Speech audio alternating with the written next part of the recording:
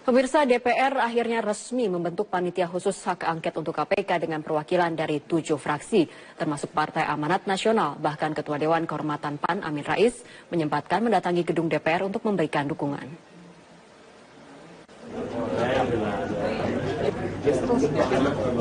Panitia khusus atau Pansus Hak Angket untuk KPK terbentuk melalui rapat yang dipimpin oleh Wakil Ketua DPR Fadlizon Rabu 7 Juni 2017.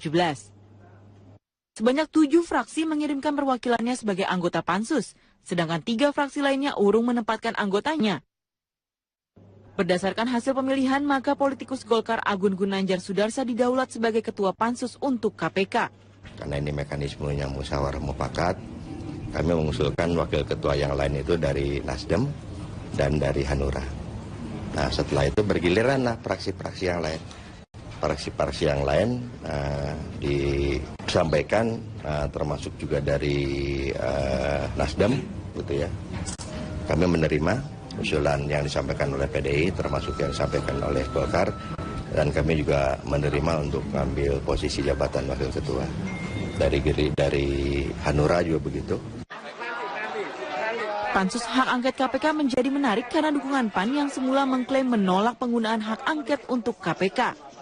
Ketua Dewan Kehormatan PAN Amin Rais bahkan sengaja menyambangi gedung parlemen untuk memberikan dukungan terhadap Pansus. Pesan saya pertama, kalau bisa KPK lembaganya dipertahankan. Nah, tapi nanti kalau kedua ternyata isi KPK nggak sewangi seperti citranya, banyak kebusukan, banyak pembusukan, nanti kita kaji ulang. Ya, karena saya merasa dari masa ke masa itu KPK hebat ya, tapi semakin busuk. Kalau mengenai Bang Senturi dia nggak berani, Sumber Waras nggak berani, BLBI nggak berani, reklamasi nggak berani. Perubahan dukungan PAN terjadi pasca sidang tuntutan mantan Menteri Kesehatan Siti Fadila Supari yang mengungkap aliran dana alat kesehatan 2005 ke sejumlah petinggi PAN, yakni Amin Rais dan Sutrisno Bahir. Amin yang sempat berupaya menemui pimpinan KPK untuk mengklarifikasi tudingan itu ditolak lembaga anti rasuah demi menjaga independensi KPK. Dari Jakarta, Jessica Wawor, Ranita Rulia, Metro TV.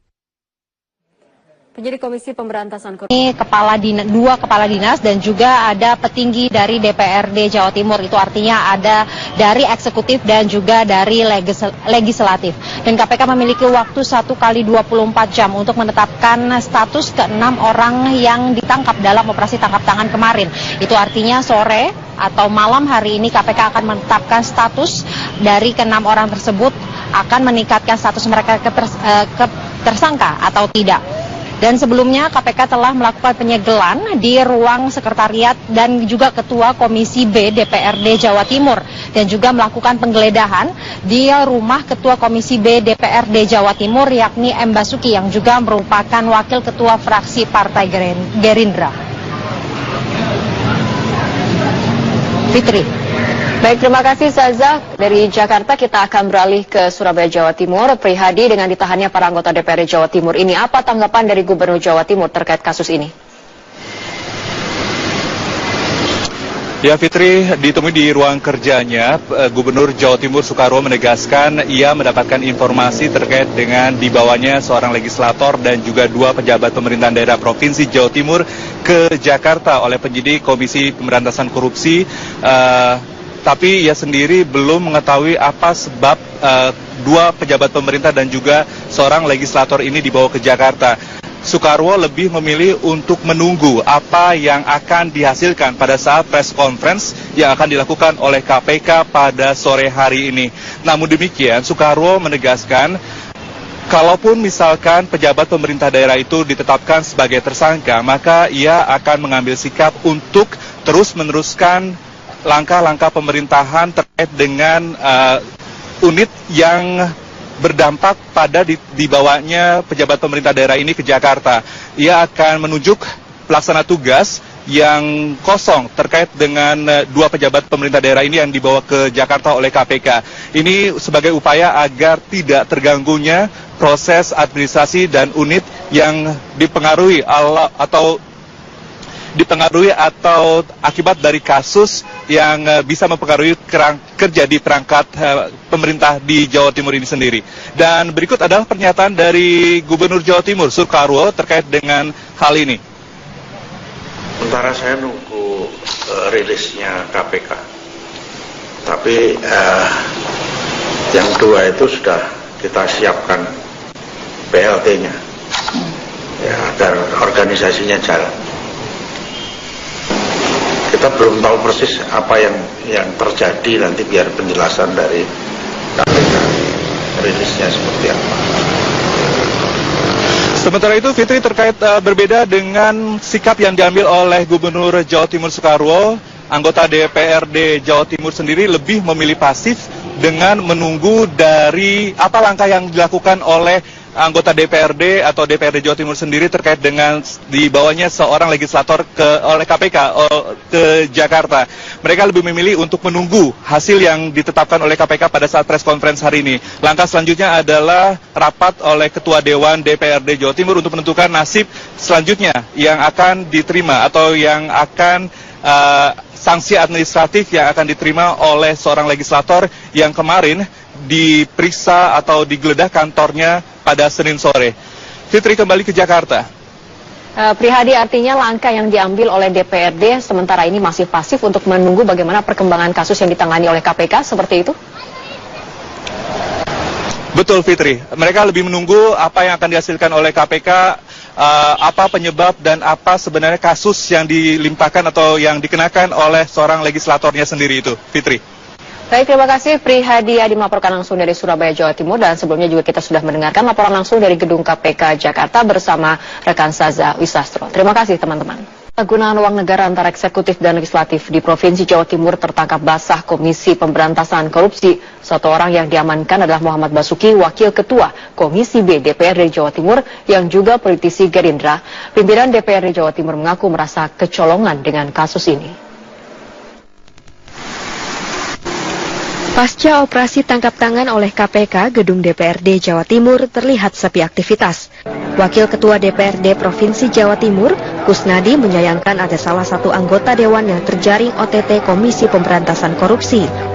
Ia mengaku merasa kecolongan dan menyerahkan kasus tersebut kepada Badan Kehormatan DPRD Provinsi Jatim. Pimpinan DPRD Provinsi Jawa Timur agak rapat untuk menyikapi hal itu. Dan ini suatu bagi kami ini suatu bahasanya kecolongan yang luar biasa, dan kami sangat sedih kenapa itu bisa terjadi.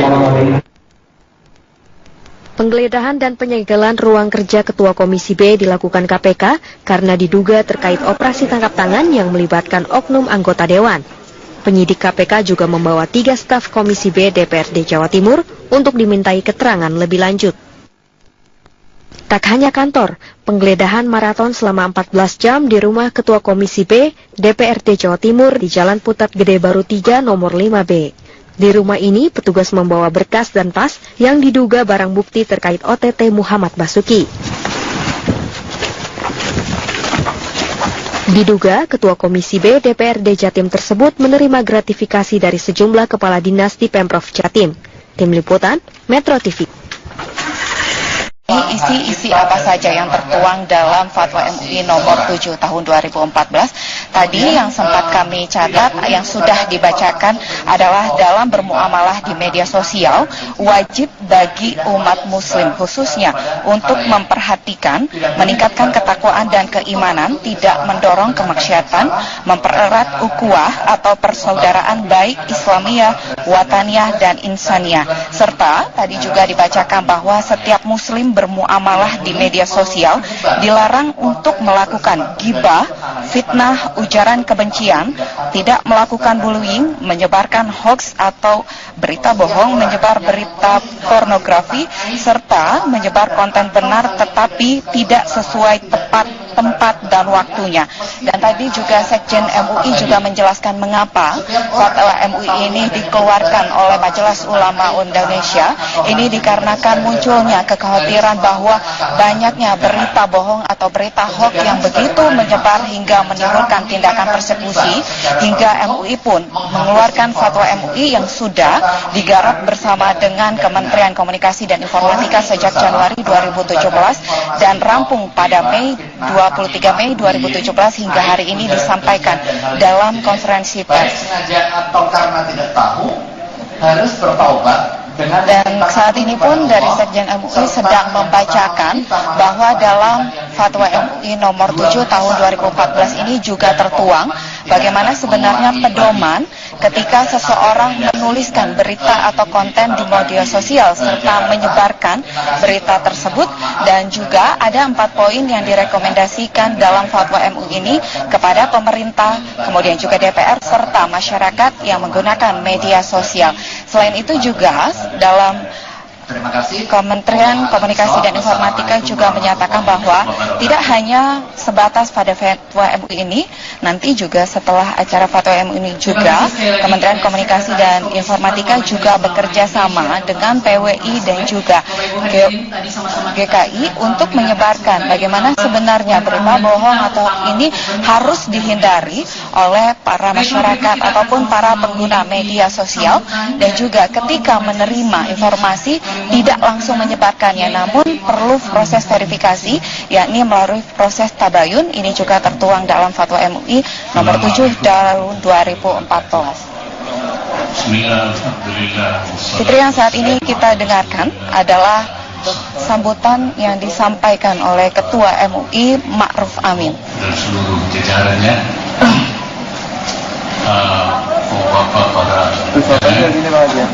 para wartawan, pengurus Majelis Ulama dan pengurus Komisi Fatwa. Pertama, saya ingin menyampaikan terima kasih kepada Bapak Menteri yang memfasilitasi pertemuan ini sehingga Majelis Ulama dan Komisi Fatwa Majelis Ulama bisa menyampaikan fatwa yang menurut kami sangat penting, ya, berangkat dari keprihatinan kami dari Majelis Ulama, para ulama, terhadap perkembangan daripada maraknya konten medsos yang tidak saja positif tapi juga negatif. Jadi kami melihat bahwa medsos ini ada kalau istilah Al-Quran itu fihi manafi'u linnas wa ithmun kabir. Di situ ada manfaat tapi ada juga dosa. Ya. Saya tidak berani apa dosanya lebih besar dari manfaatnya, apa manfaatnya lebih besar dari dosanya. Tapi di situ ada. Dipilihnya bulan Ramadan ini saya kira memilih waktu yang tepat, timing, karena bulan Ramadan ini bulan kita sedang dilatih mampu menahan diri. Imsak, puasa itu kan imsak. Nah, ini ada kaitannya dengan menahan diri daripada menggunakan medsos dengan tidak baik, dengan buruk, ya. Ini dan yang selain isinya juga mungkin jangan sampai berita bohong, namanya itu, kemudian ada domba namimah, nah, kemudian juga pornografi, dan yang sangat juga kita rasakan itu adalah sudah mengarah kepada kebencian dan permusuhan, at-taghadhu wat-takhasum. Dan ini yang dilarang oleh agama. Wala tabaghadu wala takhasamu, kamu jangan bermusuhan. Dan kebencian dan permusuhan itu justru kemudian marak melalui medsos ini. Jadi penggunaan medsos secara merusak dan itu menimbulkan bahaya bagi agama Islam, bagi kami para ulama. Kerusakan itu harus ditolak. Bagaimana menolak itu? Ad-darar yuzal, bahaya itu harus dihilangkan.